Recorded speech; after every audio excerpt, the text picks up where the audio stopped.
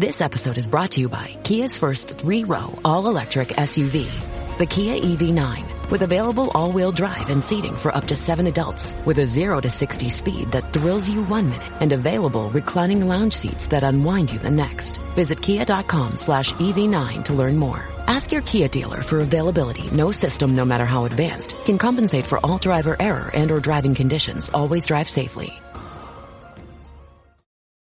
Welcome to the Human Capital Innovations Podcast, your go-to source for personal, professional, and organizational growth and development. We hope you tune in often for all things people management, organizational development and change, organizational leadership, and social impact related. Maximize your personal and organizational potential with Human Capital Innovations Podcast.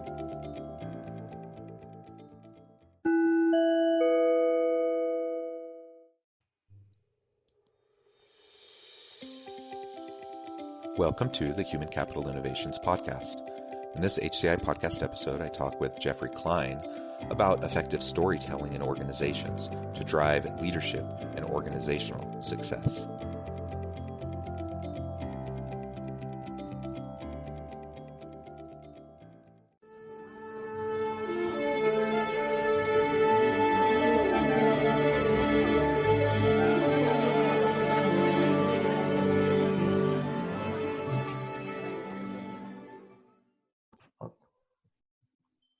Geoffrey Klein, welcome to the Human Capital Innovations Podcast. Thank you very much. Good to be here. Yeah, I'm excited to have the chance to talk with you today. As someone who is an expert in the area of effective storytelling to drive, better leadership and organizational success, I think it'll be a fun conversation. As we get started today, I just want to share your bio with the listeners. Geoffrey Klein, the story guy, is a speaker, an educator, and a marketer who helps people and organizations communicate more effectively through the power of story. He currently serves as president and CDO of 9 Dots, a content development and marketing agency that helps businesses share their message through visual communication to connect with their audience.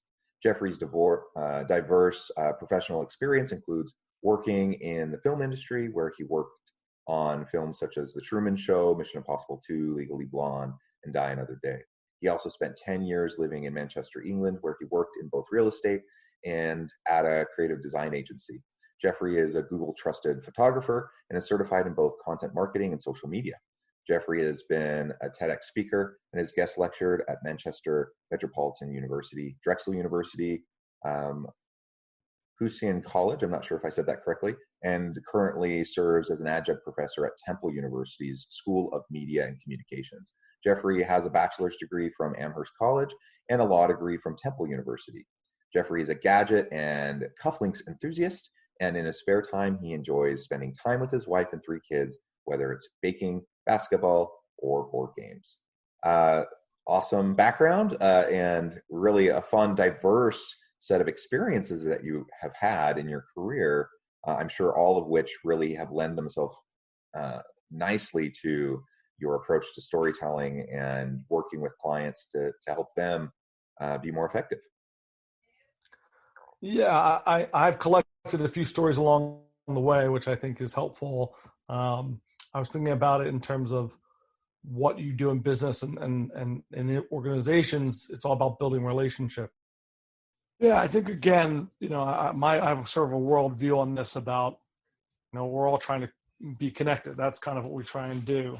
And in business and personal lives, we do that by building relationships. And I think one of the keys in relationships is being relatable. And so the way that we do that often is by sharing stories of them. I think we're pretty good doing it on a personal level, but not quite as good doing it sort of from a business context. We sort of forget and get, I think, distracted by sometimes big data, which has become a big thing. So part of my aim is to help people remember that story is still the best way to communicate. Absolutely. Stories are a wonderful way to communicate. That's a great overview and a background. And I also wanted to say, just in terms of your bio, The Truman Show is actually one of my favorite movies ever. So that's really cool that you worked on that one. Lots of good messaging in that movie. All right. Well, as we dive on in, I'm wondering what you think about storytelling in terms of the primary challenges that face business. There's lots of things that businesses have to deal with. Right now, they're dealing with a global pandemic. They're trying to keep the doors open, make payroll. With the economic downturn, it's a struggle for everybody. So obviously, there's all sorts of different types of external pressures and all sorts of different types of challenges to organizations. But what's your take on like the key thing that they need to be focusing on? I think in all of those kind of subsets, one of the things that's most important is that communication, whether it's communication within the organization and making sure that everyone is aware of what they're supposed to be doing and what the expectations are, or the message that you're trying to communicate to your customers or your clients, especially in this circumstance where things have changed day to day, hour to hour, and it has an impact on lots of people. To be able to make sure that you're effectively communicating your organization's priorities and how you can serve your customers or clients is more important than ever. And therefore, from my perspective, the great need to communicate means there's a great need to learn how to craft those narratives so that your message ends up connecting and resonating with that audience. Yeah, and I think that connection point is really, really key. I've had many times over my career where I felt like I had a very compelling argument. I had supporting data. I had every reason why someone should at least listen to me and pay attention, if not, make a decision in my direction. And ultimately, they either blew me off, or they didn't pay attention, or they just decided to go another way. And it's just a reminder that it's not enough to have, expertise. It's not enough to have good content. It's not enough to have good data or to be able to frame the problem, effectively. That all of that needs to be there and support, but at the foundational level, you have to have a compelling story, one that people can actually connect with and they can buy into. And it's more than just the data, right? You need to have an emotional connection, and you need to make sure that they understand the why, so that they can drive their involvement. And that's a lesson, unfortunately, I've had to learn and relearn too many times, as I take for granted, thinking, of course, they'll just listen to me. That's not how it works. Well, you said something very important to me in terms of what the real challenge is in wanting to communicate, whether inside or externally, which is, and I joke that we're all experiencing two pandemics aside from the coronavirus. And that's one that's gotten worse and worse. And the first one is something I refer to as infobesity. There's more information now than ever before. We're being bombarded daily, hourly, by the minute, with more information. The statistic I often share is IBM Marketing Cloud came up with that. All the data that's been created in the last 2 years represents 90% of all the data ever. So we're getting bombarded. And the second pandemic is short attention spans. So you talked about trying to get people to pay attention to you. And our capacity to pay attention gets smaller and smaller. The study I'd read that's often references, I think in around 2000, the average attention span for human was 12 seconds. At the moment, the average attention span of a goldfish is 9 seconds. And today, the average attention human span is 8 seconds. So our attention span is less than that of a goldfish, which is why story is so important, because when you tell a compelling, effective story, you grab people's attention and you keep it by all those things you talked about, having that emotional connection, having it relatable. And so what I try and help people understand is that you're up against it. It's an uphill battle to get people's attention now. And one of the ways to combat it is not more data. They got plenty of data. And so telling the story is a way that you can kind of cut through that infobesity and connect with people. And that's why it's so powerful. Yeah, I think that's good advice. And it's hard for a data wonk like me to hear that, because I'm like, oh, come on, it's all about the data. But I get it, and I think that's absolutely true. So what are I mean, you already mentioned relatability and an emotional hook. What are some of those other elements that are important in telling an effective story? Well, I'm going to share with you kind of my ABC of telling effective stories, but I want to go back to one piece about the data, because data is still important. You still need to communicate that. And so people often say to me, well, I need them to know about the effectiveness of our product or our service. And how do but I reference something that I refer to as the science of story. There was a professor in Princeton, or Hassan, who did research about how our brain works and the chemistry behind it when we receive different types of information. So when you receive purely information, facts, figures, in the marketing space, we call them features and benefits. Two parts of your brain activate, the vernix area and the Broca's area. Now, these two parts of your brain you need because they enable you to decode the meaning of the words that people are saying. But what he found is that when people are told a story, not only do those two parts of the brain activate, but so does every other part of the brain that you would use as an audience if you were experiencing the story. There's a phenomenon called neural coupling, which means that if I tell you a story about me kicking a ball, your motor cortex activates. And so that's why we're hardwired for story. And when we tell stories that have emotional and sensory elements, they connect with people. So that's the C, and I'll get to that in a minute. The A of sort of effective storytelling is really about knowing your audience. In my class at Temple, I came up with what I call the 11th commandment. And the 11th commandment is know thy audience.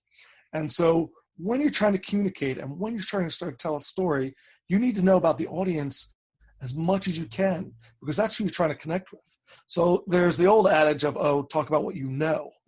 And the risk of that is that if you only talk about what you know and you're not aware of your audience, they may not care.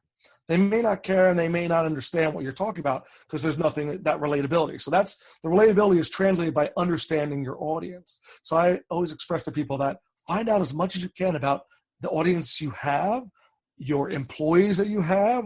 If it's internal in terms of having your organization tick well, it's about understanding what makes everyone behave and react, and what do people care about.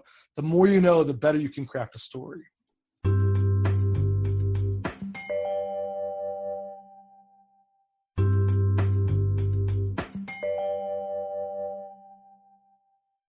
The B of it is also one of these really important elements, which is to be authentic, because the BS radar is higher than ever. People, if you're not genuine about what you're talking about, it makes it people are going to see it. They're going to see through it, and they're going to call you on it, and then you're going to lose credibility. And I always say with people when I share the B, that to be authentic myself, I have to say it really should be another A, because it's about authenticity. So I hope you'll forgive that the B is for being, but it is about authenticity. And the C is what I referred to a little ago, which is about connection. And the two main ways you can connect with people is emotionally and sensory. So one of the reasons that we want to do that by telling stories that have emotional connections and sensory, because that's how our brain heart is hardwired. So that there's actually two hormones that are elevated when you tell a story. The first is cortisol, that fight or flight. And it's really good because that stress hormone captures people's attention. When you even say to someone, let me tell you a story, their brain, from a chemical perspective, pays attention. So you've got them. And then when you start to do through the neural coupling and the other ways, the sensory ways. So when people are thinking about how they're going to tell a story, they should be thinking about, okay, what are the emotions? What are the feelings? Because at the end of the day, people will remember how you make them feel more than anything else. So those are kind of the ABCs. And then I always add in the extra V. And people like, what is V for? Value, which I think is really important. But from my perspective, if you're going to tell an effective story, the most powerful way to do that is through visual.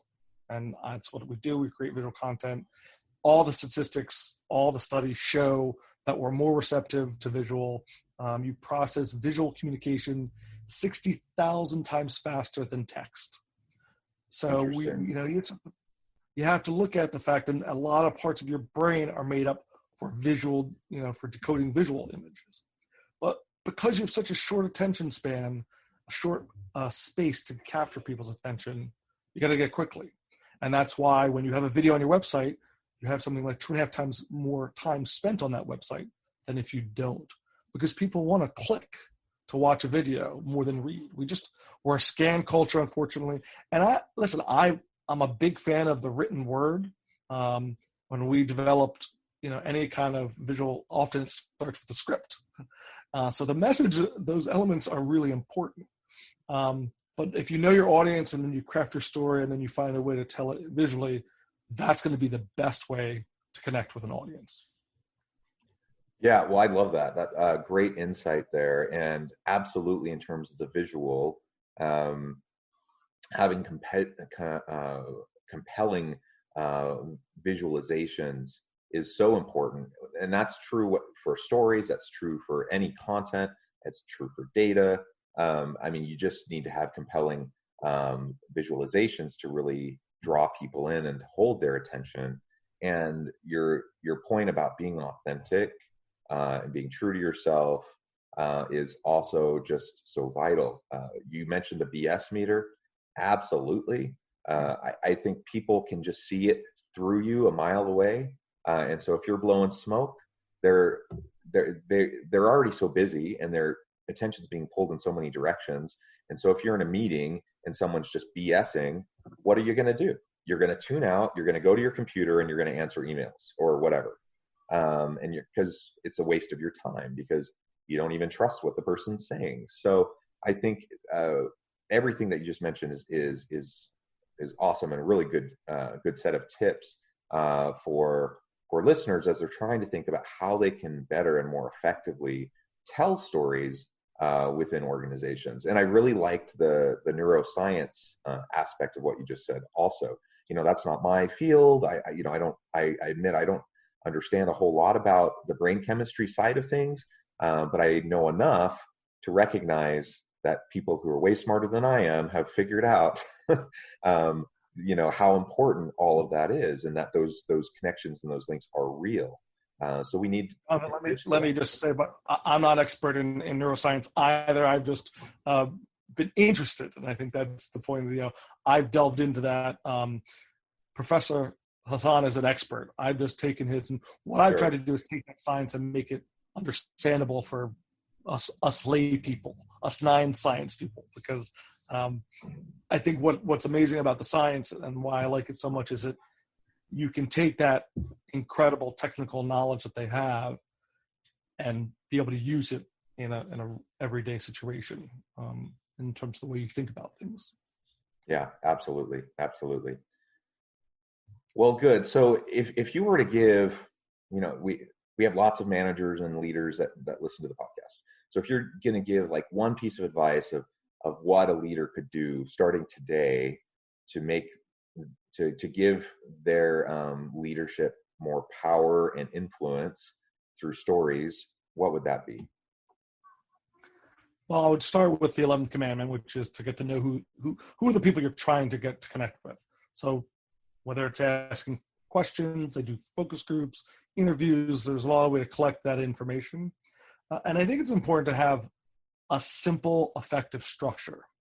So Aristotle, back in 350 BC, came up with sort of the 3-act structure that everyone, uses. We use it in the movies, we use it in TV, and in the way that, because that's how we kind of want. We want that, 3-act structure. And I've come up with a simple character to help you remember that.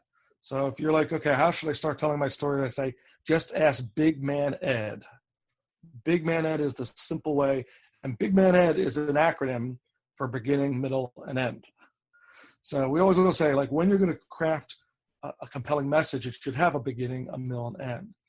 And from a business perspective, a lot of people, when it's an external message, we developed a tool called the Story Pad, PAD. And the PAD represents the beginning, the middle, and the end. And so the P stands for the problem or the pain of your audience. Because You got to know your audience, and you got to connect with your audience, because as I like to say, nobody cares about what your business can do. I'm going to repeat that.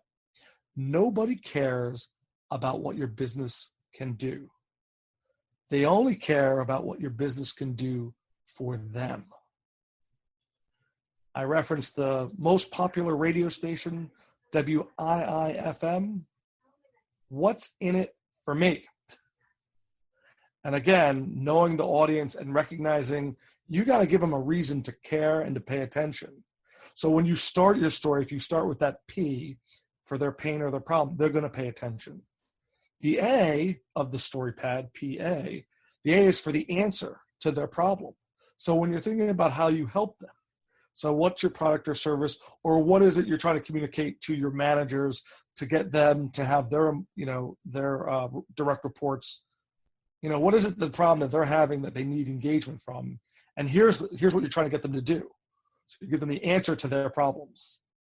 And then the D of the PAD is the difference or the impact that it will make in their productivity and their effectiveness. And so that's a really easy way that people can use it today when they're thinking about, okay, what's the message I have to say to figure out who your audience is, and then just slot in the story pad. What's that audience's problem or pain that you want to try and help? What's the answer or solution to that pain? And what's the difference it's going to make to them? And that will motivate them, because if they have a pain, if your direct reports are having a problem because the front line isn't producing well enough, and you're like, okay, well, we have a new effective tool to help them do that, to help you help them. And when you do that, there's going to be increased engagement, increased productivity. Everybody wins. So I think it's just about slotting in those elements, knowing your audience, what their pain is, how can you help them, and the impact and difference that it makes.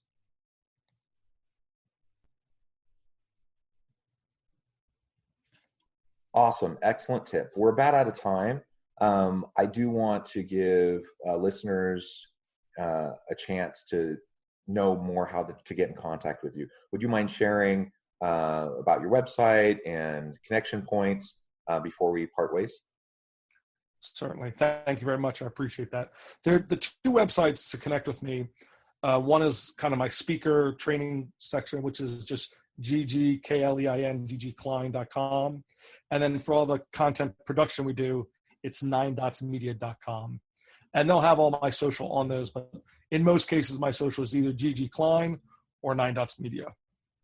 And that's the best way. LinkedIn's also a fantastic way to get in touch with me. And I'm happy to talk to anyone who's interested in learning more, to see how I can help them. Because for me, I feel passionately about story and about helping others use the power of story to be more effective. Excellent. Well, thank you so much, Jeff. It's been a real pleasure talking to you today. Everything you said is so important. We all need to be better at telling stories to make an impact, to increase our influence. I hope my listeners will reach out to you and make connection. And I really appreciate your time. I hope everyone stays healthy and safe, and everyone has a great weekend. Thanks so much.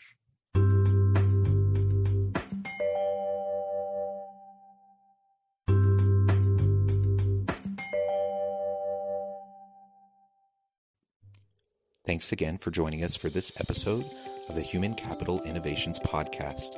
I hope you stay healthy and safe, and that you have a great week.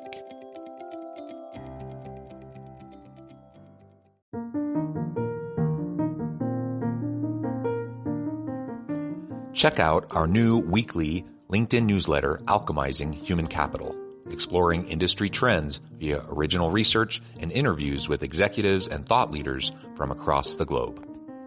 We look forward to having you join us.